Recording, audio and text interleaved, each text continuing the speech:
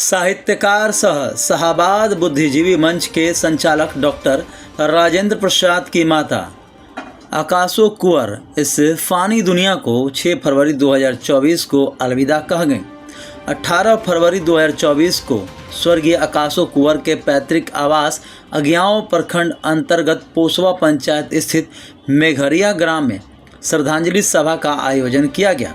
इस अवसर पर पोसवा पंचायत के मुखिया प्रतिनिधि देवेंद्र सिंह, कौरा पंचायत के सुनील सिंह, बबुरा पंचायत के उमेश सिंह, बीआरसी आरा के वरीय बीआरपी विकास राय, प्रधानाचार्य डॉक्टर पुरुषोत्तम उपाध्याय, परमानंद राय, सत्यनारायण राम, राजेश सिन्हा, डॉक्टर सतीश, युवा ऊर्जावान प्रधानाचार्य फैज अनवर, वरीय स्नातक अध्यापक सुरेंद्र पाल, वरीय अध्यापक बदन पाल, अध्यापक धर्मेंद्र पाल, वरीय प्रधानाचार्य अजय कुमार, मोतीलाल राम, गढ़हनी के प्रखंड संसाधन सेवी एमडीएन बसंत सिंह एवं पवन सिंह, प्रखंड शिक्षक त्रिलोकी पंडित, मनु कुमार, डिप्टी डायरेक्टर निर्मल कुमार, श्री रामलोचन भगत, शिव कुमार के अतिरिक्त सैकड़ों गणमान्य व्यक्तियों ने श्रद्धांजलि सभा में शिरकत किया। इस अवसर पर प्राचार्य डॉक्टर पुरुषोत्तम उपाध्याय ने कहा कि स्वर्गीय आकाशो कुंवर ने शाहाबाद की धरती पर विद्वत जनों को मान सम्मान देने का काम की है। इस तथ्य का मैं कई अवसरों पर साक्षी रहा हूं। डॉक्टर राजेंद्र प्रसाद ने कहा कि मैं अपनी मां की प्रेरणा से साहित्य एवं पुस्तक प्रेमी बना। आगे प्रसाद ने कहा कि मैं अपनी मां के अहर्निश आशीष से आरा में सबसे बड़ा निजी पुस्तकालय बनाने का सफल प्रयास किया है।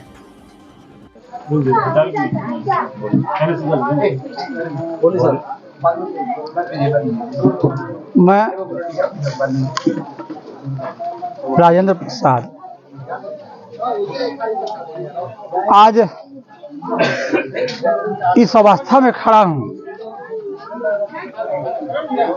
कि मुझे लग रहा है मेरे पास कोई शब्द नहीं है।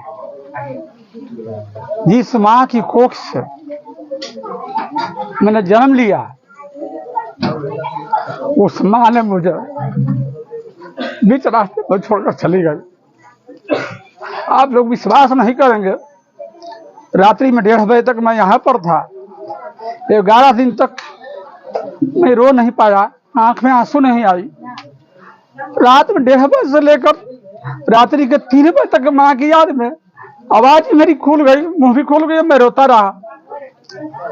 और इस माँ की प्रेरणा है, देन है कि शायद इन साहित्यकारों के साथ, इन विद्वत जनों के साथ मैं आज खड़ा हूँ। और इस माँ ने मुझे इस रूप में तैयार नहीं की होती। माँ खेत में काम करती थी, पशु पालती थी और मुझे पटना पढ़ने के लिए प्रेरित की कि बेटा जाओ पटना में तुम पढ़ो। मैंने वहां जाकर वकालत की पढ़ाई की, स्नातकोत्तर मैंने किया, लेकिन इनका आशीर्वाद रहा कि मैं आज इन लोगों के साथ खड़ा हूँ। अगर माँ का आशीर्वाद नहीं होता तो शायद मैं इन लोगों के साथ खड़ा नहीं हो पाता।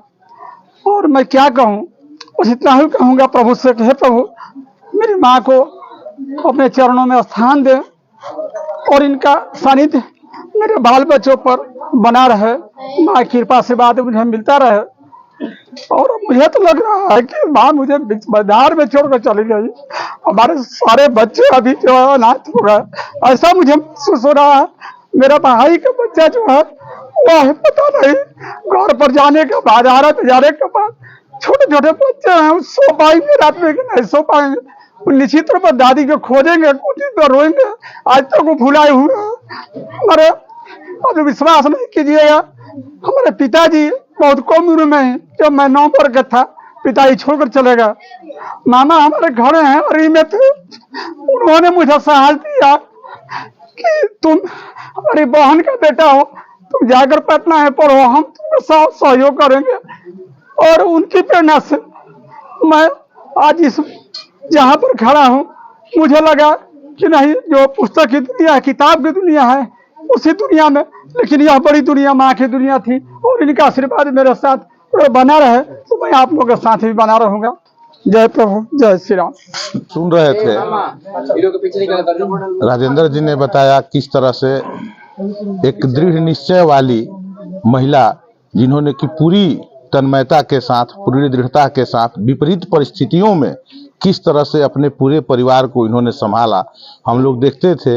इसके साथ साथ परिवार के साथ साथ समाज सेवा में भी बहुत अग्रणी भूमिका निभाती थी।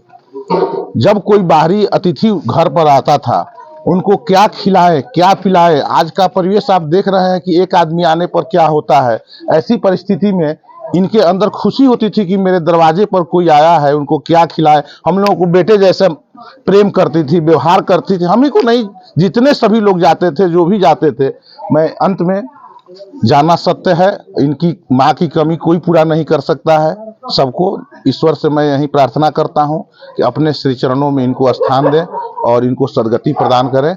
जय